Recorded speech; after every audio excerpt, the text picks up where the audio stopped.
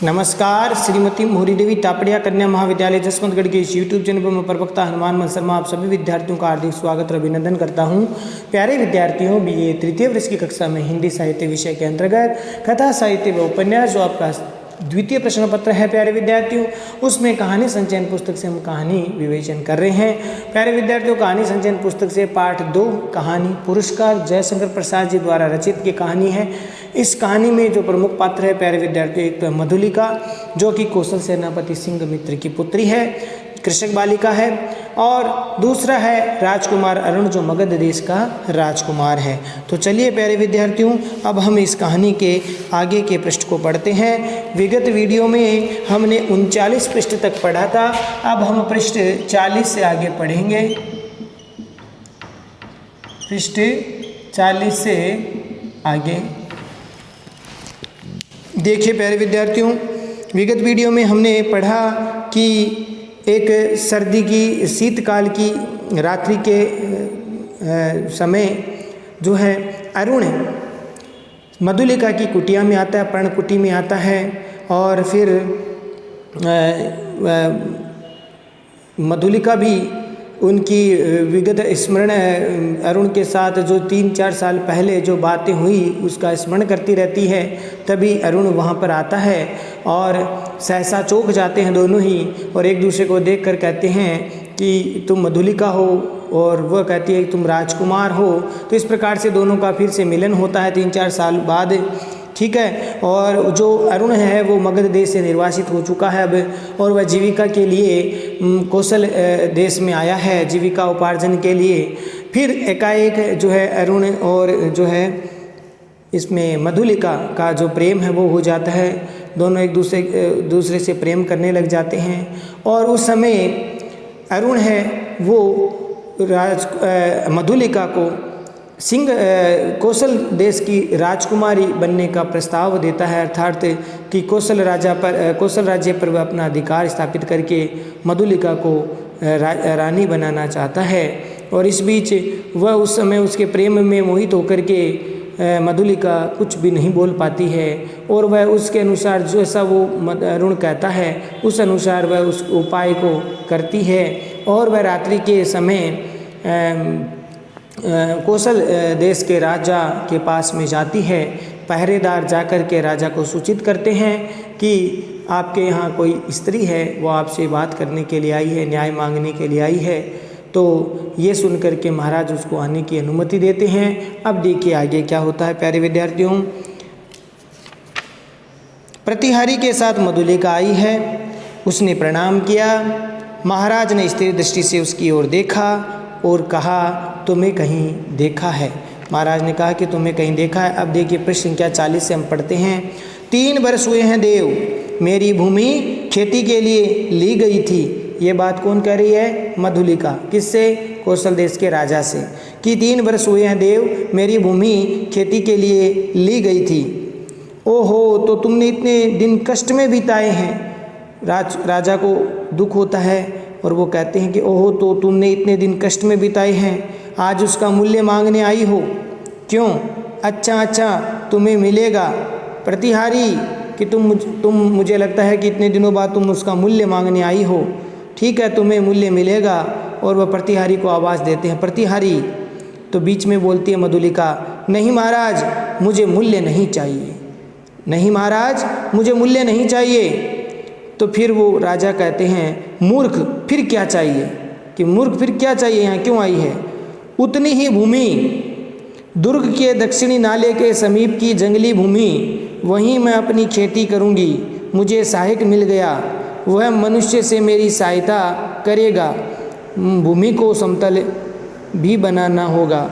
मधुलिका कहती है कि मुझे और कुछ नहीं चाहिए, मुझे उतनी भूमि जितनी मेरा खेत था उतनी भूमि दुर्ग का जो दक्षिणी नाला है उसके समीप की जो जंगली भूमि है, दुर्ग का जो दक्षिणी नाला है, जो वहाँ की जो जंगली भूमि है वहाँ पर मैं वो भूमि लेना चाहती हूँ। और मुझे इस कार्य के लिए एक सहायक मिल गया है और वह मनुष्यों से सहायता करवाएगा, अर्थात उस भूमि को समतल बनाने में मेरी सहायता भी करेगा। महाराज ने कहा, कृषक बालिके, वह बड़ी उबड़ खाबड़ भूमि है जिस पर वह दुर्ग के समीप एक सैनिक महत्व रखती है। महाराज ने कहा कि देख कृषक बालिके, हे किसान की पुत्री बालिके, वह बड़ी उबड़ खाबड़ की भूमि है, समतल नहीं है, बहुत उबड़ खाबड़ भूमि है, और जिस पर वह दुर्ग के समीप होने के कारण उसका सैनिक महत्व भी है। तो यह महाराज कहना चाहते थे कि वह भूमि तुम्हें नहीं मिल सकती। तो इसी बीच वो मधुलिका बोलती है, तो फिर निराश लौट जाऊं महाराज, तो फिर निराश लौट जाऊं। ये कौन कहती है? मधुलिका महाराज से कहती है कि फिर निराश होकर के लौट जाऊं। इतने में राजा फिर बोलते हैं, सिंह मित्र की कन्या, मैं क्या करूं? तुम्हारी ये प्रार्थना क्या करूं, स्वीकार करूं या नहीं करूं? मैं खुद जो है भ्रम में हूं, शंका में हूं, क्या करूं? देव जैसी आज्ञा हो। मधुलिका राजा से कहती है कि देव जैसी आपकी आज्ञा हो। तो राजा कहते हैं, जाओ तुम श्रमजीवियों को उसमें लगाओ, मैं अमात्य को आज्ञा पत्र देने का आदेश करता हूँ कि जाओ तुम्हें वो भूमि देता हूँ मैं, तुम श्रमजीवी जो मजदूर हैं उनको लगाओ, मैं अमात्य को, मंत्री को, अमात्य माने मंत्री को आज्ञा पत्र देता हूँ, आदेश करता हूँ। जय हो देव। मधुलिका कहती है, जय हो देव कहकर प्रणाम करती हुई मधुलिका राज मंदिर के बाहर आई है। और ये जो उपाय किसने बताया? अरुण ने बताया कि तुम दुर्ग के दक्षिणी नाले के पास की समीप की भूमि मांग लो, राजा तुम्हें मना नहीं करेंगे, और वहीं से मैं सैनिक अभियान करूँगा और कौशल राजा पर विजय प्राप्त करूँगा। तो इस प्रकार ये उपाय है वो अरुण बताता है उस मधुलिका को, ये भूमि मांगने का उपाय अरुण बताता है। दुर्ग के दक्षिण में भयावने नाले के तट पर घना जंगल है। दुर्ग का जो दक्षिणी क्षेत्र है वहाँ पर भयावने नाले हैं, बहुत भयानक नाले हैं। उसके तट पर घना जंगल भी है, आसपास बहुत भयानक जंगल भी है।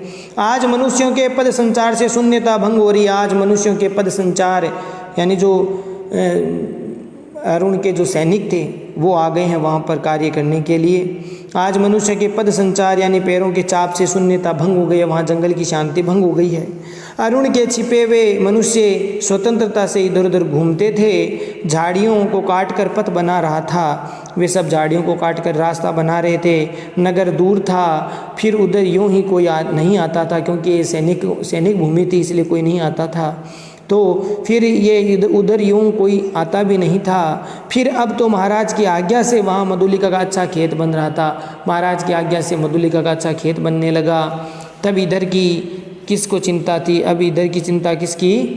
यानी इधर की चिंता इधर की किसकी चिंता होती है? ठीक है, यहाँ किसी प्रकार कोई चिंता नहीं थी, महाराज ने आज्ञा दे दी। एक घने कुंज में अरुण और मधुलिका एक दूसरे को हर्षित नेत्रों से देख रहे थे। घने कुंज में, पेड़ पौधों के नीचे उसकी छाया में, कुंज में अरुण और मधुलिका एक दूसरे को बड़े हर्षित होकर, प्रसन्नचित होकर एक दूसरे को नेत्रों से देख रहे थे, हर्षित नेत्रों से देख रहे थे, एक दूसरे को देख रहे थे बड़े प्रसन्न भाव से। संध्या हो चली थी। उसी निविड़ वन में, निविड़ वन है शांति, चुप्पी जो है शांत वन में, उस नवागत मनुष्य को देखकर पक्षीगण अपने नीड़ को लौटते हुए अधिक कोलाहल कर रहे थे। उस नए नवागत का मतलब होता है नया नया आए हुए जो मनुष्य थे उनको, यानी मधुलिका और अरुण को देख करके जो पक्षीगण थे वो भी अपने नीड़ में लौटते हुए, अपने घोंसले में लौटते हुए और ज़्यादा कोलाहल कर रहे थे, और ज़्यादा शोर कर रहे थे, चहचहाट कर रहे थे। प्रसन्नता से अरुण की आंखें चमक उठी। सूर्य की अंतिम किरण झुरमुट में घुसकर मधुलिका के कपोलों से खेलने लगी। प्रसन्नता से अरुण की आंखें चमक उठी और सूर्य की अंतिम किरण झुरमुट में यानी पेड़ के ऊपर की टहनियों में घुस कर के मधुलिका के कपोलों में यानी गालों पर खेलने लगी। यानी जो मधुलिका के कपोलों पर, गालों पर सूर्य की किरणें पड़ने लगी। अरुण ने कहा, 4 पहर और है, बस 4 पहर की बात और है। 1 पहर 3 घंटे का होता है। विश्वास करो, प्रभात में ही इस जीर्ण कलेवर कौशल राष्ट्र की राजधानी श्रावस्ती में तुम्हारा अभिषेक होगा। कौशल देश की राजधानी क्या है? कौशल देश की राजधानी उस समय श्रावस्ती थी। श्रावस्ती कि अब श्रावस्ती की तुम महारानी बनोगी, बस 4 पहर और बीत जाने दो। अरुण ने कहा, 4 पहर और, विश्वास करो, प्रभात में ही यानी सुबह में ही जीर्ण कलेवर कौशल की राजधानी श्रावस्ती में तुम्हारा अभिषेक होगा और मगध से निर्वासित मैं एक स्वतंत्र राष्ट्र का अधिपति बनूंगा। मधुलिके, कि मैं मगध देश का निर्वासित राजकुमार हूँ, मैं यहाँ का राजा बनूँगा और तुम रानी। भयानक अरुण, तुम्हारा साहस देखकर मैं चकित हो रही हूँ। केवल 100 सैनिकों से तुम क्या युद्ध जीत पाओगे? क्या इस राजधानी पर अपना अधिकार कर पाओगे? ये प्रश्न करती है मधुलिका के। भयानक अरुण, तुम्हारा साहस देखकर मैं चकित हो रही हूँ। केवल 100 सैनिकों से तुम, आगे डॉट लिखा है कि इसका मतलब कि केवल 100 सैनिकों से तुम श्रावस्ती पर अधिकार जमाओगे। रात के तीसरे पहर मेरी विजय यात्रा होगी। रात्रि के तीसरे पहर पर मेरी विजय यात्रा होगी, जब सब सो जाएंगे। तो तुमको इस विजय का विश्वास है? मधुलिका कहती है तुमको इस विजय का विश्वास है? तो अरुण क्या कहता है? अवश्य, तुम अपनी झोंपड़ी में यह रात बिताओ। प्रभात से तो राज मंदिर ही तुम्हारा लीला निकेतन बनेगा। क्या सुंदर संवाद लिखा है कि अवश्य तुम अपनी झोंपड़ी में ये अंतिम आज की रात बिता लो। अपनी झोंपड़ी में ये रात बिताओ। प्रभात तो तुम्हारा, सुबह तो राज मंदिर ही तुम्हारा लीला निकेतन होगा, वहाँ पर अपनी लीला करना। प्रभात होते ही तुम राज मंदिर में महारानी बन जाओगी। मधुलिका प्रसन्न थी, किंतु अरुण के लिए उसकी कल्याण कामना सशंक थी। बड़ी प्रसन्न तो थी, लेकिन अरुण के लिए कुछ कल्याण की कामना करे उसमें वो शंकित हो रही थी कि क्या करूं। एक तरफ राष्ट्र धर्म है, दूसरी तरफ व्यक्तिगत धर्म है, व्यक्तिगत प्रेम है। अब क्या करें? वह कभी कभी उद्विग्न सी होकर बालकों के समान प्रश्न कर पड़ती। कभी उद्विग्न होकर के, चिंता में पड़ कर के, विचार से लीन होकर के वह कभी बालकों के समान प्रश्न करती थी। छोटे बालक जैसे प्रश्न करते हैं ऐसे प्रश्न करती थी। अरुण उसका समाधान कर देता। सहसा कोई संकेत पाकर उसने कहा, अचानक उसने संकेत पाकर उसने कहा, अच्छा अंधकार अधिक हो गया, अभी तुम्हें दूर जाना है और मुझे भी प्राणपण से इस अभियान के प्रारंभिक कार्यों को अर्धरात्रि तक पूरा कर लेना चाहिए। तब रात्रि भर के लिए विदा। मधुलिके कि अब ठीक है, अब तुम चले जाओ अपनी झोंपड़ी में। कौन कह रहा है? अरुण कि मधुलिका तुम तो चले जाओ अपनी उस झोंपड़ी में, रात्रि भर के लिए तुम्हें विदा करता हूँ। अब मुझे जो कार्य करना है मैं प्राणपण से इस अभियान में जो प्रारंभिक कार्य है उसके लिए अर्धरात्रि तक मैं पूरा कर लेना चाहिए, ये मैं सोच रहा हूँ। और तब रात्रि भर के लिए विदा। मधुलिके तुम्हें रात्रि भर के लिए विदा करता हूँ, सुबह तो तुम महारानी बन जाओगी। मधुलिका उठ खड़ी हुई, कंटीली झाड़ियों से उलझती हुई क्रम से बढ़ने वाले अंधकार में वह झोंपड़ी की ओर चली। मधुलिका वहाँ से उठ खड़ी हुई, वो जो दक्षिणी क्षेत्र का जो नाला था, वहाँ की जो भूमि थी, वहाँ से उठ खड़ी हुई। कंटीली झाड़ियों से उलझती वे अपनी अंधकार में झोंपड़ी की तरफ बढ़ने लगी। पथ अंधकारमय था, बड़ा अंधकार से भरा रास्ता था और मधुलिका का हृदय भी निविड़तम से घिरा था। और मधुलिका का हृदय भी चुपचाप निविड़ शांत तम मन अंधकार से घिरा था। उसका मन सहसा विचलित हो उठा, मधुरता नष्ट हो गई। अचानक उसका मन है वो विचलित होने लगा, मधुरता नष्ट हो गई। जितनी सुख कल्पना थी वह जैसे अंधकार में विलीन होने लगी। यानी जो सुख की कल्पना वो कर रही थी अचानक ही मधुलिका के मन से विलीन होने लगी। वह भयभीत थी, उसे डर लग रहा था। पहला भय तो ये था कि उसे अरुण के लिए उत्पन्न हुआ। पहला डर तो अरुण के लिए उत्पन्न हुआ। यदि वह सफल न हुआ तो ये डर था कि अगर अरुण सफल नहीं हुआ तो क्या होगा। फिर सहसा सोचने लगी, फिर अचानक से वह सोचने लगी मधुलिका कि वह क्यों सफल हो, कि आखिर वह सफल ही हो ही क्यों, ये प्रश्न करती है। श्रावस्ती दुर्ग एक विदेशी के अधिकार में क्यों चला जाए। अब यहाँ पर राष्ट्र प्रेम जागृत हो गया है मधुलिका का। क्या है कि श्रावस्ती दुर्ग पर एक विदेशी अधिकार करेगा, उस विदेशी अधिकार में क्यों चला जाए। मगध का चिर शत्रु, क्षमा करना थोड़ा सा बोलने में हुआ है, मगध का चिर शत्रु ओहो उसकी विजय। कौशल नरेश ने क्या कहा था, सिंहमित्र की कन्या, सिंहमित्र कौशल का रक्षक वीर, उसकी कन्या आज क्या करने जा रही है। उसको याद आने लगी कि कौशल राजा ने मुझे सिंहमित्र की कन्या कहा था, और सिंहमित्र जो कौशल का प्रमुख सेनापति हुआ करता था और इतना रक्षक वीर, उसकी कन्या आज क्या करने जा रही है। नहीं मधुलिका, ये स्वप्न सा चल रहा है, विचार चल रहे हैं, उद्विग्न हो रही है और विचलित सी हो रही है और अपने आप पे प्रश्न कर रही है। नहीं नहीं मधुलिका, जैसे उसके पिता उस अंधकार में पुकार रहे थे, उसको ऐसा लगा जैसे पिता सामने आकर के मधुलिका को रोक रहे हैं कि ऐसा मत करो, ऐसा मत करो। नहीं, वह पगली की तरह चिल्ला उठी और रास्ता भूल गई। वह पगली की तरह चिल्ला उठी, रास्ता भूल उठी। रात एक पहर बीत चली, रात्रि का एक पहर बीत चुका था प्यारे विद्यार्थियों, पर मधुलिका अपनी झोंपड़ी तक न पहुंची। झोंपड़ी तक वह नहीं पहुंच पाई। वह उधेड़ बुन में विक्षिप्त सी चली जा रहे थे। वह इसी उधेड़ बुन में कि एक तरफ तो अरुण को बचाना चाहती थी, दूसरी तरफ उसके मन में था कि अरुण वहाँ तक पहुँचे ही क्यों, पराए विदेशी जो शासक वह अधिकार क्यों करे, जो सिंह मित्र की जो कन्या है वो आज क्या करने जा रही है, ये सोच रही थी। तो इसी उधेड़ बुन में, इसी विचारों की जहदोजहद में, द्वंद्व में, संग विक्षिप्त सी, पागल सी वो बात वो चली जा रही थी। उसकी आंखों के सामने कभी सिंह मित्र और कभी अरुण की मूर्ति अंधकार में चित्रित होने लगी। एक तरफ जो है अरुण दिखाई देने लगा, दूसरी तरफ उसके पिताजी सिंह मित्र दिखाई देने लगे। ठीक है, तो इस प्रकार से वह बड़ी द्वंद्व में फंस गई। उसे सामने आलोक दिखाई पड़ा, सामने प्रकाश दिखाई पड़ा, वो मार्ग में जा रही है और पागल सी चल रही है। उसे सामने से आलोक दिखाई दिया, प्रकाश दिखाई दिया। वह बीच पथ में खड़ी हो गई, उस रास्ते में खड़ी हो गई। प्राय 100 उल्काधारी अश्वारोही चले आ रहे थे। 100 यानी 100 के करीबन उल्काधारी यानी मसाल धारी, यानी मसाल को धारण करने वाले, मसाल लेकर के 100 लोग हैं, मसाल को पकड़े अश्वारोही जो है वहाँ पर पकड़े जा रहे थे अश्व पर।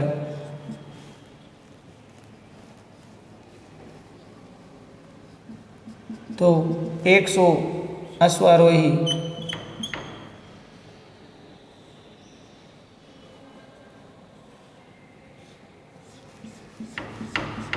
पकड़े जा रहे थे वहाँ पर उल्काधारी यानी मसाल।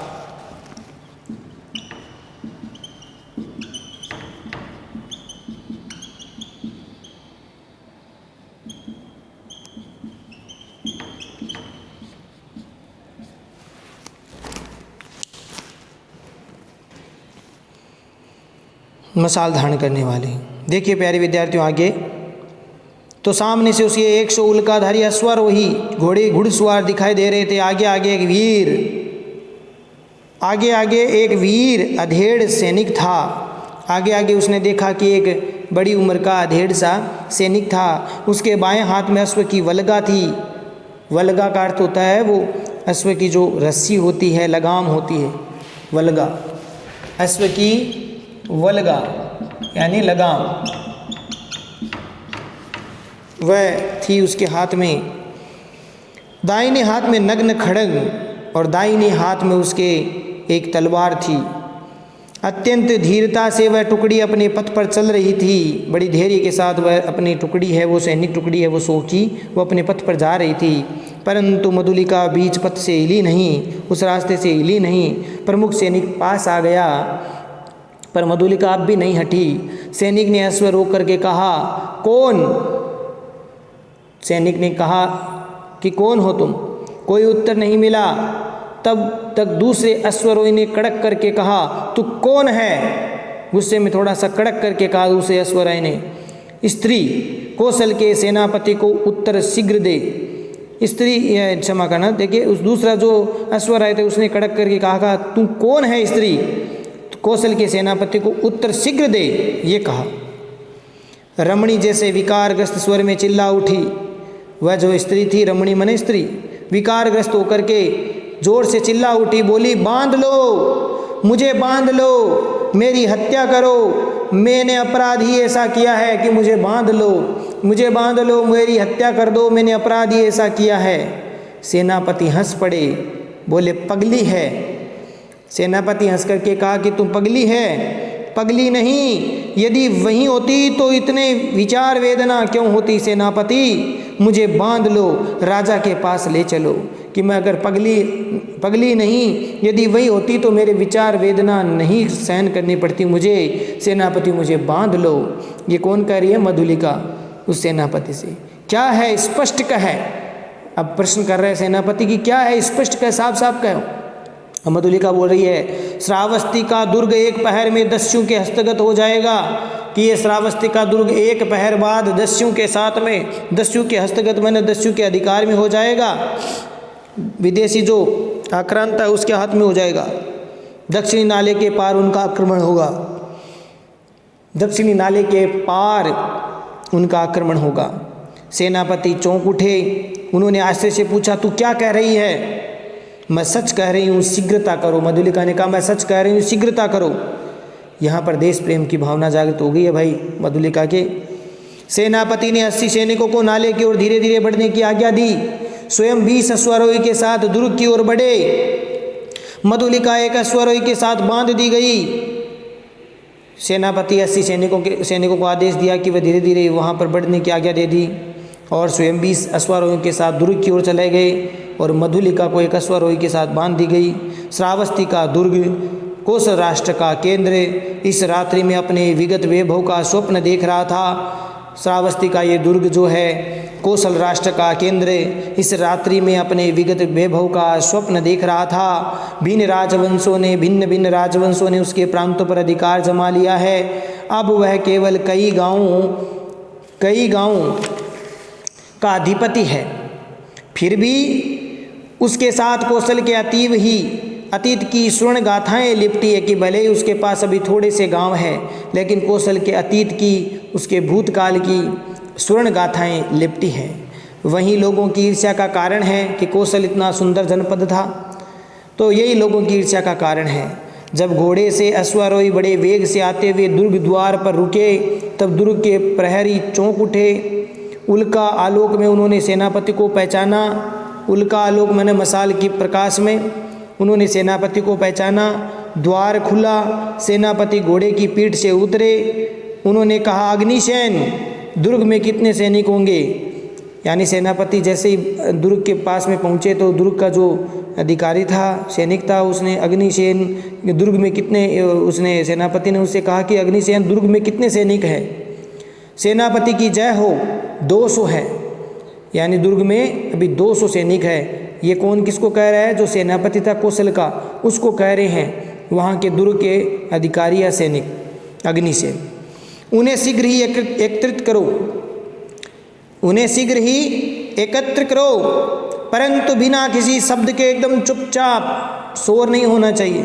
सो को लेकर तुम शीघ्र ही चुपचाप दुर्ग के दक्षिण की ओर चलो। आलोक और शब्द न हो, न प्रकाश हो, न शब्द हो। चुपचाप सो को लेकर तुम दक्षिण की तरफ चले जाओ और उन्हें शीघ्रता से जो 200 है उनको सो को तो लेकर के किधर जाओ? दक्षिण की तरफ, जहाँ पर अरुण है।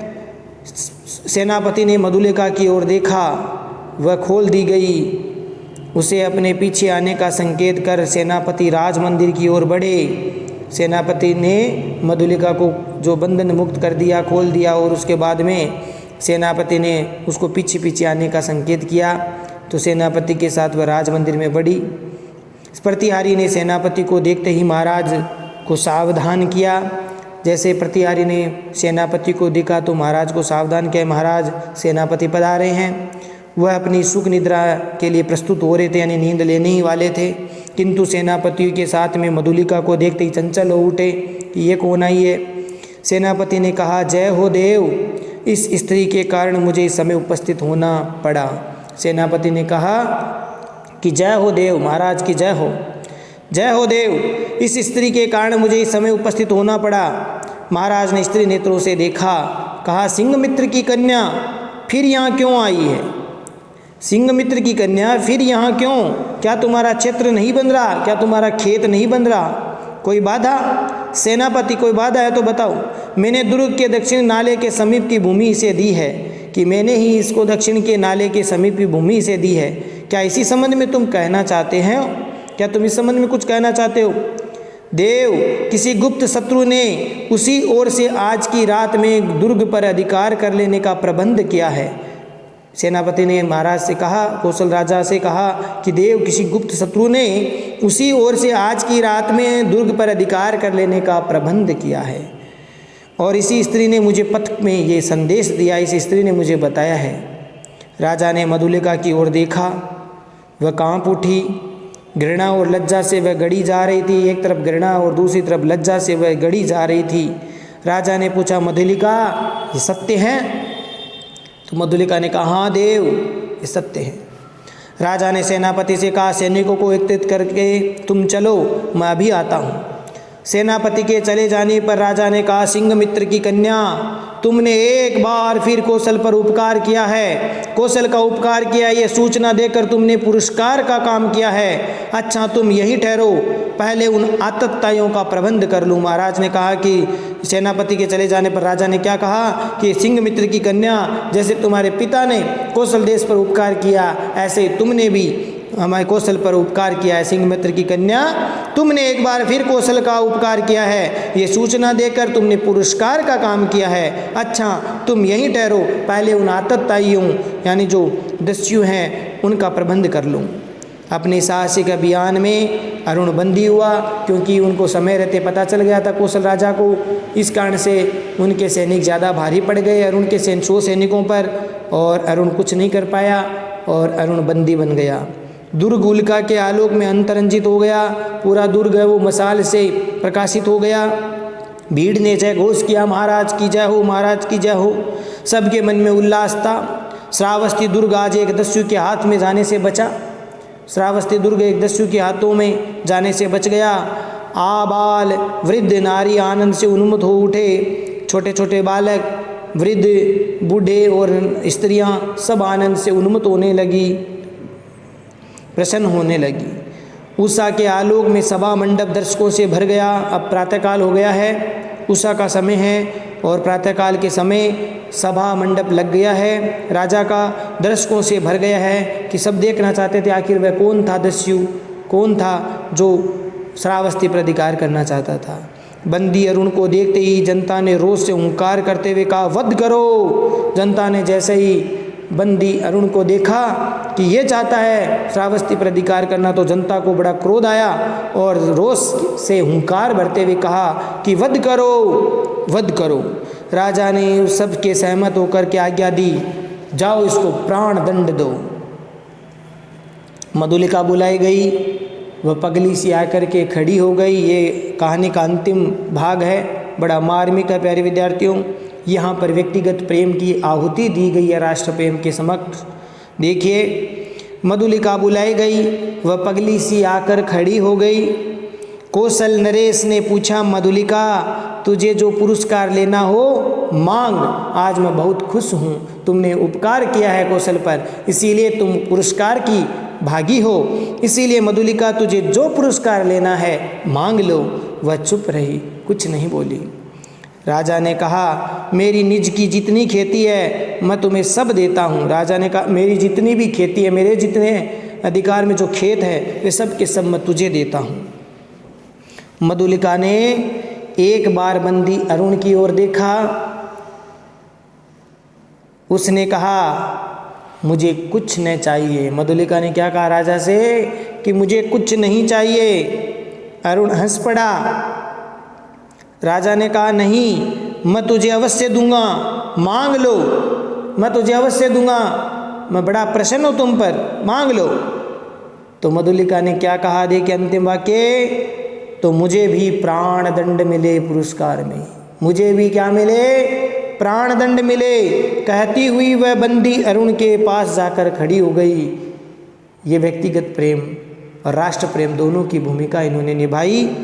तो मुझे भी प्राण दंड मिले, और ये कहते हुए वह अरुण के पास में जाकर के खड़ी हो गई। या ये बताना चाहती थी कि मैं अरुण से प्रेम करती हूँ, और मुझे यदि अरुण जो अपराधी है तो मैं भी अपराधी हूँ, मुझे भी प्राण दंड दीजिए। तो इस प्रकार से बहुत सुंदर ये जयशंकर प्रसाद जी की कहानी है। और यहाँ पर राष्ट्र प्रेम के ऊपर जो है व्यक्तिगत प्रेम को न्यौछावर किया गया है, और राष्ट्र प्रेम को सर्वश्रेष्ठ माना गया है व्यक्तिगत प्रेम की अपेक्षा। ये बात यहाँ पर बताई है। और पुरस्कार में मधुलिका ने अपने प्राण दंड मांगे हैं। जैसे अरुण को मिले हैं वैसे ही मुझे भी मिलना चाहिए, प्राण दंड पुरस्कार में उसने मांगे। तो प्यारे विद्यार्थियों, आशा करता हूँ ये कहानी जयशंकर प्रसाद जी की आपको समझ में आ गई होगी। ठीक से पुनः आप इस वीडियो को देखेंगे और समझेंगे।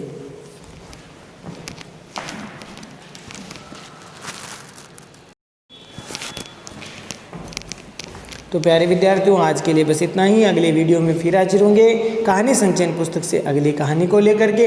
तब तक के लिए जयशंकर प्रसाद जी द्वारा रचित पुरस्कार कहानी के इस वीडियो को आप ठीक प्रकार से देखें और कहानी को समझने का प्रयास करें। चैनल को लाइक, शेयर और सब्सक्राइब करना ना भूलें। जय भारत, जय हिंदी। धन्यवाद विद्यार्थियों।